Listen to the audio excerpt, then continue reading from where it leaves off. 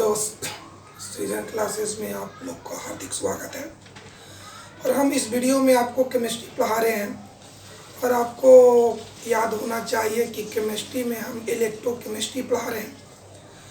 तो आज के क्लास में हम जितने भी टॉपिक पढ़ाए हैं उससे रिलेटेड कुछ ऑब्जेक्टिव क्वेश्चन पर गौर करेंगे। और हम बोर्ड पर लिखे हुए हैं, उसको एक बार अच्छी तरह से देख लें, कॉपी पर उतार लें, तो हम बारी बारी से सभी ऑब्जेक्टिव पर गौर करेंगे। आइए एक बार देखिए।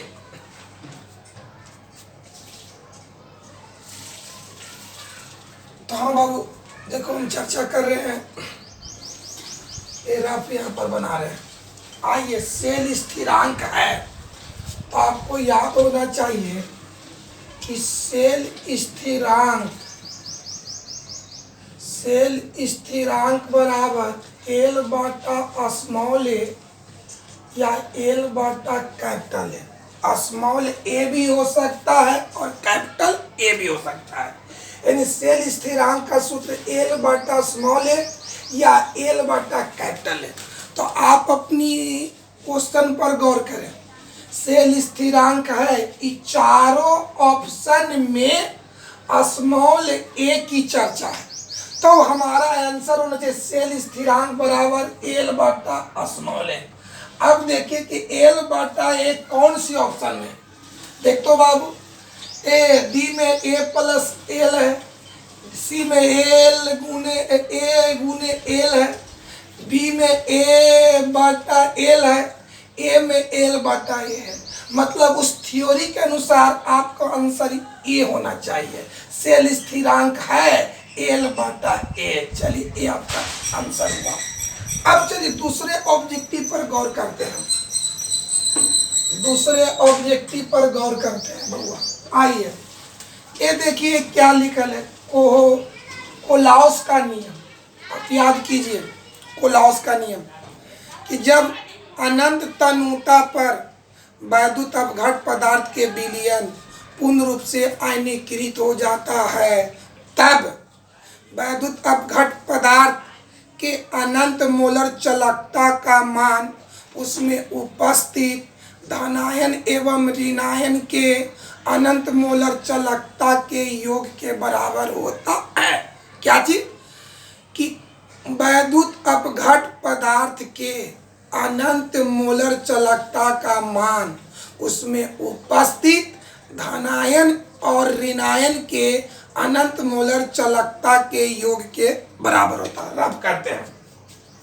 काची बाबू, पहले हमको बताओ कि वैद्युत अपघट पदार्थ, तो वैद्युत अपघट पदार्थ के अनंत मोलर चालकता का मान लेमडा एम प्लस इन्फिनिटी। अब आइए धनायन के अनंत मोलर चालकता का मान लेमडा प्लस इन्फिनिटी।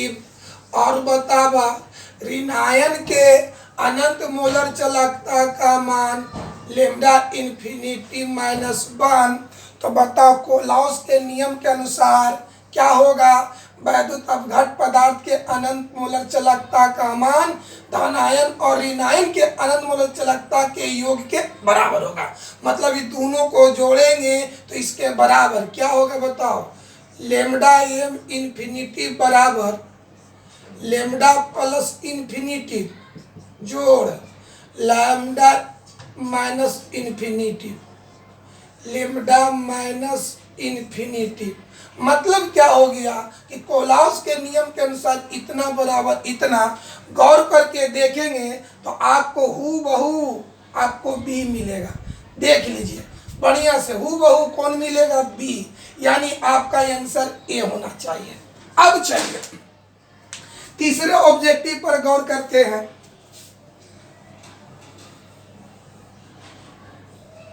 तीसरा ऑब्जेक्टिव, आइए तीसरा क्या है? एक फैराडे।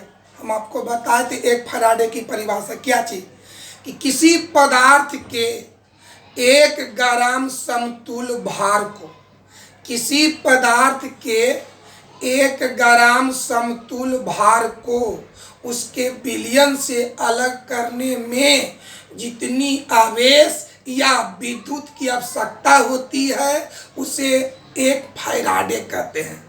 मतलब डिफिनेशन से स्पष्ट होता है कि 1 फैराडे 1 ग्राम समतुल भार के बराबर होता है।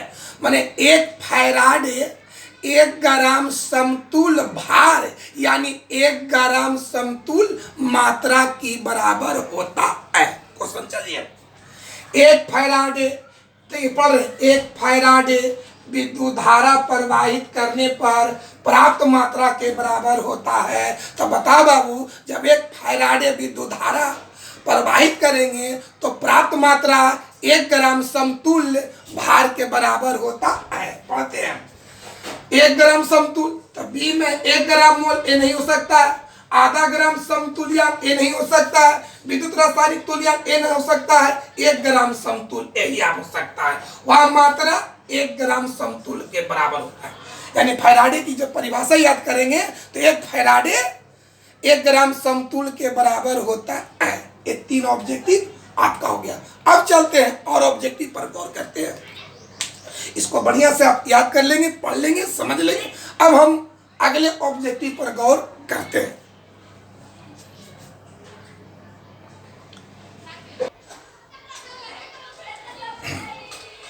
तो हाँ बाबू,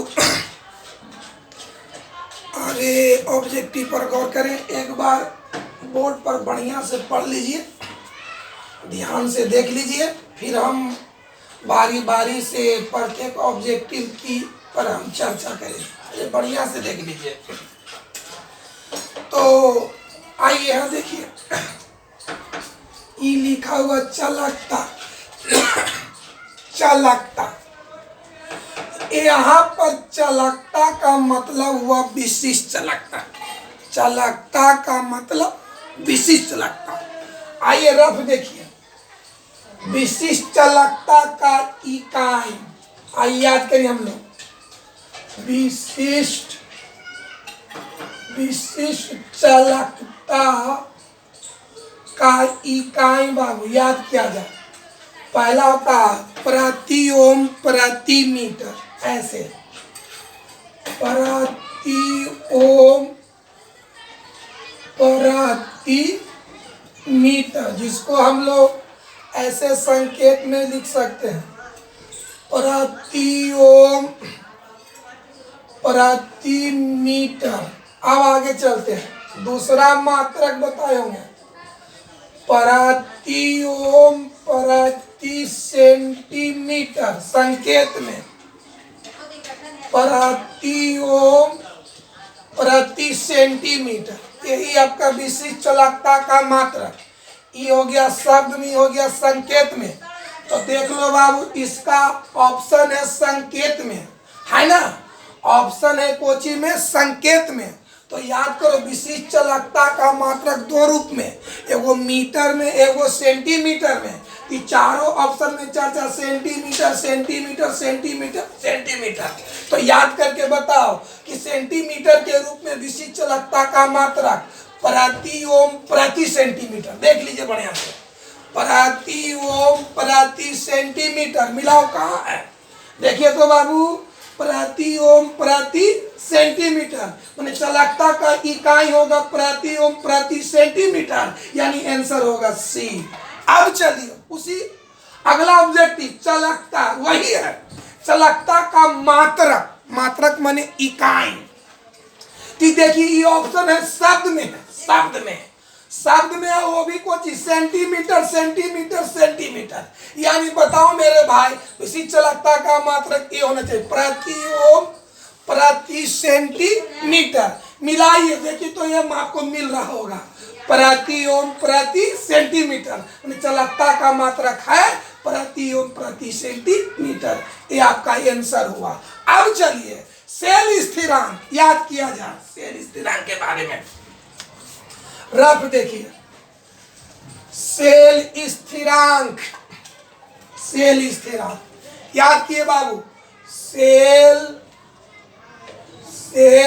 स्थिरांक, तो याद करो, सेल स्थिरांक का मात्रक प्रति मीटर या प्रति सेंटीमीटर। सेल स्थिरांक का मात्रक प्रति मीटर या प्रति सेंटीमीटर। तो हम लोग ऑप्शन देखिए, सेंटीमीटर सेंटीमीटर सेंटीमीटर सेंटीमीटर, यानी आंसर होना चाहिए सेंटीमीटर। तो बताओ, सेंटीमीटर के रूप में सेल स्थिरांक का मात्रक प्रति सेंटीमीटर होता है। देखिए यही सेंटीमीटर कहाँ मिल रहा है आपको, देखिए तो डी में हूबहू मिल रहा है। ये आपका आंसर होना चाहिए। अब चलते हैं सातवां ऑब्जेक्टिव। सातवां ऑब्जेक्टिव देखते हैं बुआ, सातवां। आइए तो बुआ क्या कहता है, वैद्युत अपघटन में, हम आपको पढ़ाए होंगे, आयनों में टूटना ही वैद्युत अपघटन क्रिया कहता है। तो वैद्युत अपघटन में ये लिखा हुआ है, निक्षेपित आयनों की मात्रा, निक्षेपित आयनों की मात्रा को ही कहते हैं इलेक्ट्रोड पर एकत्रित पदार्थ की मात्रा। निक्षेपित आयनों की मात्रा मतलब इसी को हम कहेंगे इलेक्ट्रोड पर एकत्रित पदार्थ की मात्रा। तो याद होना चाहिए, इलेक्ट्रोड पर एकत्रित पदार्थ की मात्रा को हम कोची से बाबू, W से दर्शाया जाता है। तो आइए W बराबर हम आपको बताए हैं Z into C T, Z into C T. याद करो, W का मतलब इलेक्ट्रोड पर एकत्रित पदार्थ की मात्रा।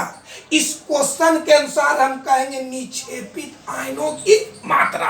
तो देखिए ये W का मान किस किस पर निर्भर है, Z पर निर्भर है, Z माने विद्युत रासायनिक समतुल्यांक पर निर्भर है। C पर निर्भर, C माने विद्युत धारा पर निर्भर है। और W का मान T पर निर्भर है। माने किस किस पर, W का मान Z पर माने विद्युत रासायनिक समतुल्यांक पर, W का मान C पर माने विद्युत धारा पर, W का मान T पर माने समय पर। यानी निक्षेपित आयनों की मात्रा निर्भर करता है विद्युत रासायनिक समतुल्यांक पर, विद्युत धारा पर, T पर। मतलब निक्षेपित आयनों की मात्रा तीन चीज पर निर्भर करता है, Z पर मतलब विद्युत रासायनिक समतुल्यांक पर, C पर मतलब विद्युत धारा पर, T पर मतलब समय पर। तीन चीज पर निर्भर करता है कौन, निक्षेपित आयनों की मात्रा। अब यह क्वेश्चन पढ़ते हैं, विद्युत अपघटन में निक्षेपित आयनों की मात्रा निर्भर नहीं करता है, निर्भर नहीं करता है। पढ़ते हैं, ये पढ़ते हैं, ये सब डी सब विद्युत धारा पर, तो W का मान विद्युत धारा पर निर्भर कर रहा है। हमको आंसर उसको देना जो निर्भर नहीं करता है। फिर आइए C पर विद्युत रासायनिक समतुल्यांक पर, तो बोलो W का मान विद्युत समतुल्यांक पर निर्भर कर ही रहा है। B समय पर निर्भर करता है। तो कहते किस पर निर्भर नहीं करता, तो प्रतिरोध पर, प्रतिरोध पर। समय पर कर ही रहा है, विद्युत धारा पर करवे करता है, विद्युत रासायनिक समतुल्यांक पर करवे करता है। तो किस पर नहीं करता है, तो प्रतिरोध पर। माने निक्षेपित आयनों की मात्रा प्रतिरोध पर निर्भर नहीं करता है। आपका आंसर होना चाहिए ए था आपका ऑब्जेक्टिव। और ऑब्जेक्टिव पर हम केयर करते हैं, तो पहले इसको बढ़िया से देख लीजिएगा, उतार लीजिएगा, और हम अगले ऑब्जेक्टिव पर गौर करते हैं।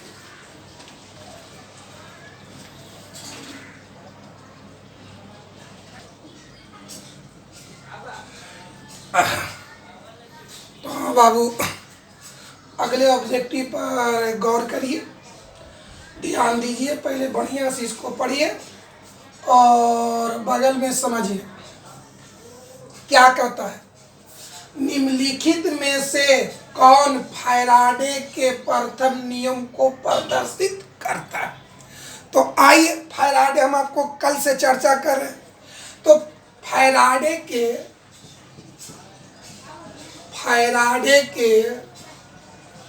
प्रथम नियम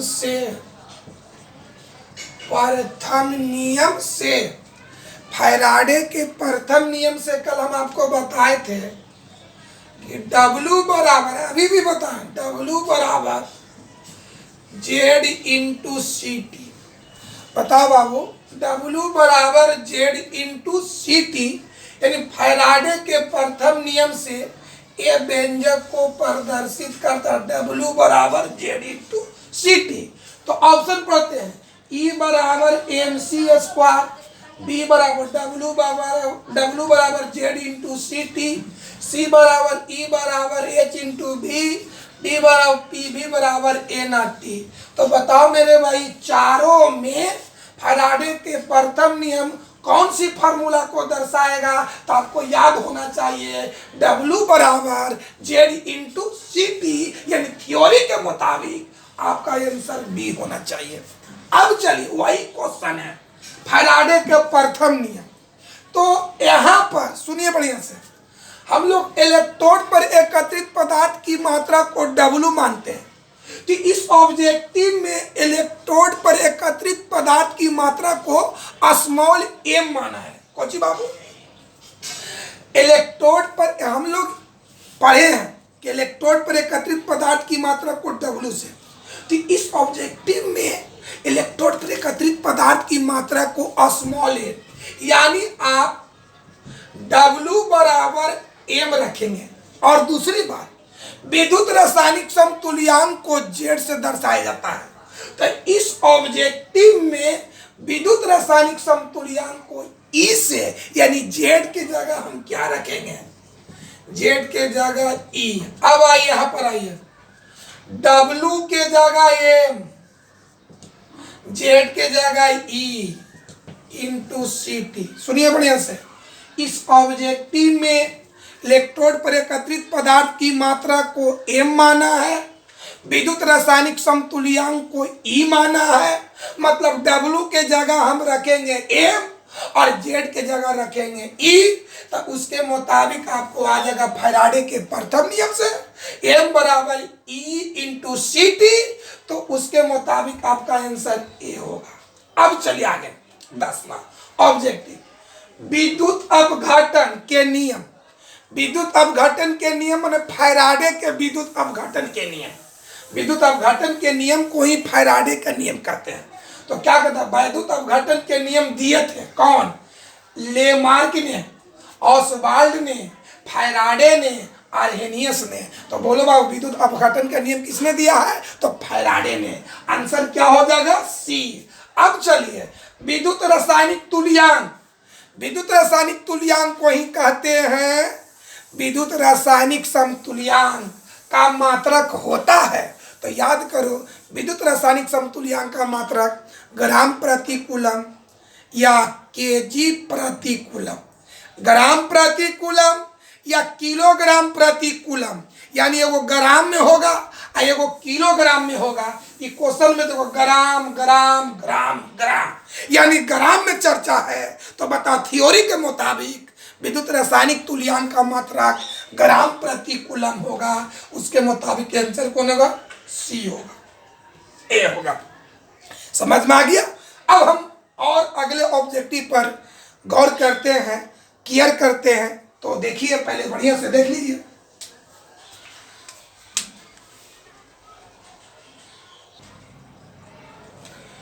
तो हाँ बाबू, हम लोग अगले ऑब्जेक्टिव पर गौर करते हैं। पहले बोर्ड पर एक नज़र ध्यान से देख लीजिए। इसके पहले हम 11 ऑब्जेक्टिव बताए, इसमें 12 है, 13, 14 है। आइए समझते हैं। क्वेश्चन कहता कि विलयन की चालकता समानुपाती होता है। विलयन की चालकता समानुपाती होता। ऑप्शन देखिए, तनुता का समानुपाती होगा, कि अणु की संख्या का समानुपाती होगा, कि विलयन का आयतन के समानुपाती होगा, कि विद्युत घनत्व के समानुपाती होगा। आइए समझिए। पहले बात हम आपको चालकता बताए।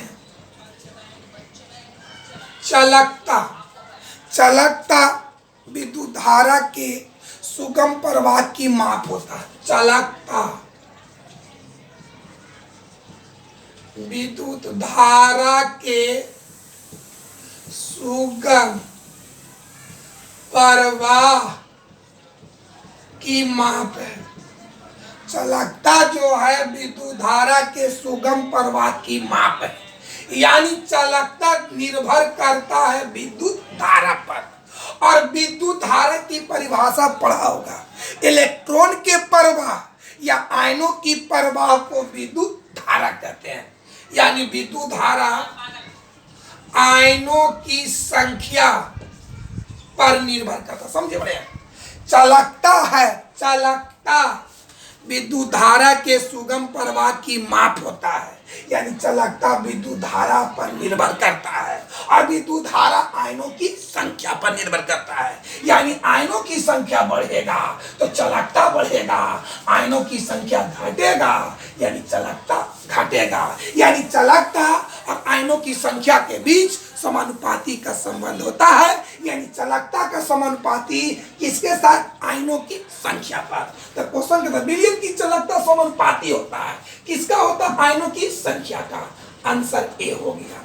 अब आगे बढ़ते मेरे बाबू, अगले ऑब्जेक्टिव पर गौर करते हैं। चलिए क्या कहता है? फैराडे का विद्युत विच्छेदन का द्वितीय नियम से संबंधित है। फैराडे के विद्युत विच्छेदन का द्वितीय नियम, चलो फैराडे का द्वितीय नियम बताए थे, पहले याद करो बढ़िया से कि भिन्न भिन्न वैद्युत अपघट पदार्थ के विलयन में समान धारा प्रवाहित करने से इलेक्ट्रोड पर एकत्रित पदार्थ की मात्रा उसके तुल्यांकी या समतुल भार के समानुपाती होता है। इलेक्ट्रोड पर एकत्रित पदार्थ की मात्रा उसके तुल्यांकी भार या समतुल भार के समानुपाती होता है। माने उसके फैराडे के द्वितीय नियम में आता है तुल्यांकी भार या समतुल भार, यही है ना बाबू। फैराडे के द्वितीय नियम में कोची तुल्यांकी भार या समतुल भार से संबंधित है। आइए क्या कहता है? तुल्यांकी भार संबंधित है। पहला कहता है धनायन की परमाणु संख्या के, तो जब आपको याद होना चाहिए फैराडे का द्वितीय नियम पढ़ेंगे तो ओकरा में कोई धनायन की चर्चा नहीं है। दूसरा समझ, विद्युत अपघट पदार्थ के समतुल भार के, है ना? क्या याद है कि इलेक्ट्रोड पर एकत्रित पदार्थ की मात्रा उसकी तुल्यांकी भार का समानुपाती होता है, यानी समतुल भार का समानुपाती होता है। यानी फैराडे का जब द्वितीय नियम पढ़ेंगे तो आपको उसमें समतुल भार आएगा, यानी ये नियम समतुल भार से रिलेटेड है। यानी जब बढ़िया से अध्ययन करेंगे तो आपका आंसर होना चाहिए बी, यानी इलेक्ट्रोड पर एकत्रित पदार्थ की मात्रा उसके तुल्यांकी भार का समानुपाती होता है। माने यह नियम तुल्यांकी भार से संबंधित है, समतुल भार से संबंधित है, इसलिए आंसर कौन होना चाहिए? बी। अब आइए 14 विशिष्ट प्रतिरोध का इकाई माने मात्रा। विशिष्ट प्रतिरोध का इकाई मतलब मात्रा, तो याद होना चाहिए विशिष्ट प्रतिरोध का इकाई हम आपको बताएं ओम इंटू मीटर या ohm into centimetre, ohm into centimetre. तो ऑप्शन में देखिए सेंटीमीटर सेंटीमीटर सेंटीमीटर चर्चा, तो बताओ सेंटीमीटर के रूप में विशिष्ट प्रतिरोध का इकाई बताओ। ओम इंटू सेंटीमीटर, जो हूबहू आपको सी मिलता है। कोई दिक्कत है बाबू? अब हम और अगले ऑब्जेक्टिव पर गौर करते हैं, ध्यान देते हैं। पहले बढ़िया से इसको देख लीजिए।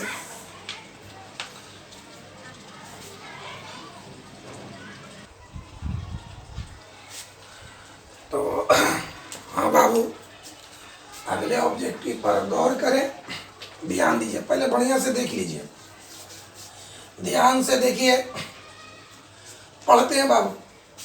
96,500 कूलम, कूलम कहने से आवेश का बोध रहा है।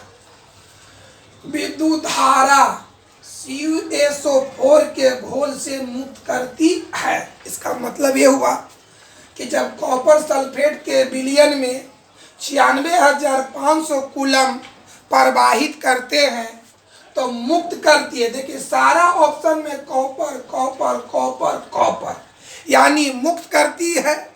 माने जब, अब क्वेश्चन समझिए कि जब कॉपर सल्फेट के विलयन में 96,500 कूलम आवेश यानी धारा प्रवाहित करते हैं तो कितना ग्राम कॉपर मुक्त होता है, यानी कितना ग्राम इलेक्ट्रोड पर कॉपर एकत्रित होता है ना? मुक्त का मतलब हुआ कि इलेक्ट्रोड पर कितना पदार्थ एकत्रित होता है। तो बता इलेक्ट्रोड पर एकत्रित पदार्थ की मात्रा को W से एक बार और समझा जाए। सारा ऑप्शन में कॉपर है कॉपर है कॉपर है कॉपर है, तो मुक्त करती है। मुक्त मतलब एकत्रित होती है। तो किसको एकत्रित करने की बात हो रहा है? कॉपर का। इसका क्वेश्चन मतलब यही हुआ कि कॉपर सल्फेट के विलयन में जब 96,500 कूलम प्रवाहित किया जाता है तो कितना ग्राम इलेक्ट्रोड पर कॉपर एकत्रित होता है। यानी यहाँ पर हमको इलेक्ट्रोड पर एकत्रित पदार्थ की मात्रा निकालना है, यानी W निकालना है। आइए कब समझते हैं।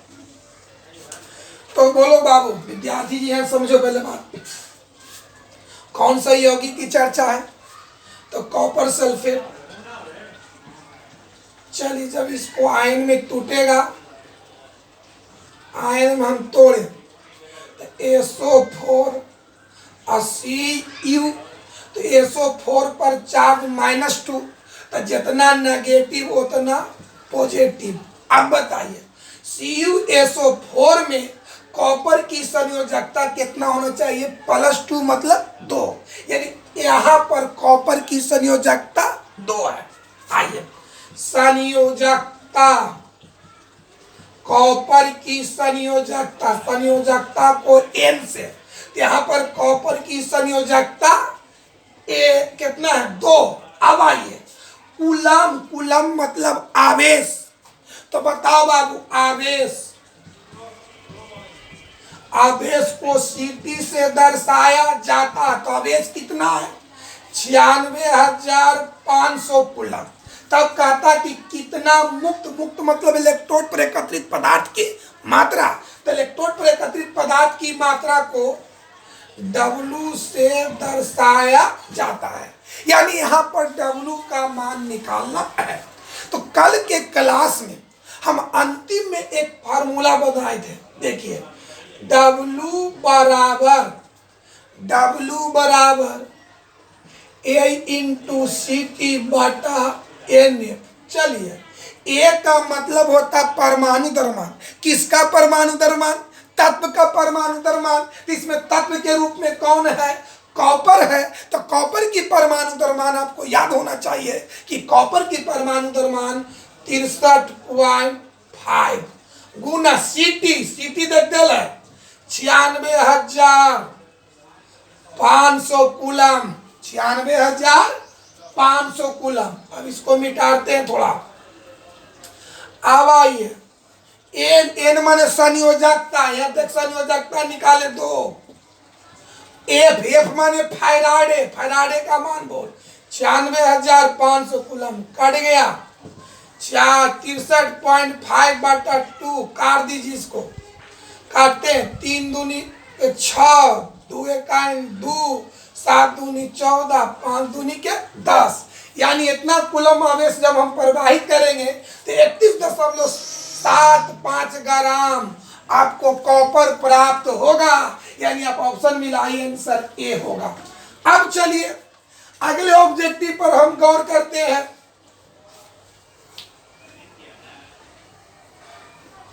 अगले ऑब्जेक्टिव पर केयर करते हैं बाबू।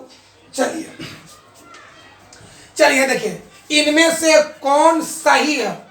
यहाँ पर देखिए 2 गो सिंबल की चर्चा। लेमडा माने मोलर चालकता, कप्पा माने विशिष्ट चालकता, C मतलब सांद्रता। तो आइए, लेमडा माने मोलर चालकता, मोलर चालकता बराबर हम आपको बताए थे कप्पा गुने 1000/C।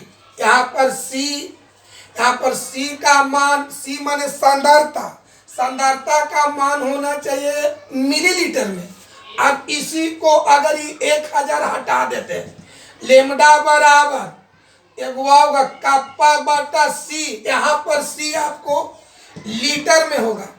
इस रूप में C का मान मिलीमीटर में, इस रूप में C का मान लीटर में, दोनों आपका सही है। लेमडा बराबर चाहे तो A होगा और लेमडा बराबर चाहे तो A होगा। इनमें से कौन सही है? तो लेमडा का मान चाहे तो A होगा चाहे तो A होगा। इसमें कहीं पर 1000 की चर्चा नहीं है। तो आपका दूसरा ऑप्शन देखिए, लेमडा बराबर कप्पा/C। इसमें आंसर आपको होना चाहिए C। अब आइए 17, इलेक्ट्रोलाइटिक। इलेक्ट्रोलाइटिक माने वैद्युत अपघट पदार्थ। आइए, तो इलेक्ट्रोलाइटिक का हिंदी हुआ वैद्युत अपघट पदार्थ। और कंडक्टेंस का मतलब हुआ चालकता, चालकता। तो जब चालकता में आपको पढ़ा रहे तो वहां पर लिखाए थे कि यदि इलेक्ट्रोलाइटिक पदार्थ के विलयन में, यदि इलेक्ट्रोलाइटिक पदार्थ के विलयन को के गुना तनु बनाया जाए तो उत्पन्न चालकता भी के गुना बढ़ जाता है। अगर चालकता रहेगा तो बढ़ेगा और विशिष्ट चालकता रहेगा तो घटेगा। चालकता रहेगा तो बढ़ेगा और विशिष्ट चालकता रहेगा तो घटेगा। तो कंडक्टेंस का हिंदी होता है चालकता, तो खाली चालकता है तो बढ़ेगा। तो जितना गुना तनु बनाया जाता है उतना ही गुना बढ़ जाता है। तो 9 गुना तनु बढ़ाएंगे तो चालकता 9 गुना बढ़ जाएगा। उसके मुताबिक आंसर आपका ए होगा। आज की क्लास को यहीं पर समाप्त किया जाता है और ऑब्जेक्टिव अगले क्लास में हम आपको चर्चा करेंगे और जो शॉर्ट क्वेश्चन है उसको भी लिखाएंगे। थैंक यू दोस्तों।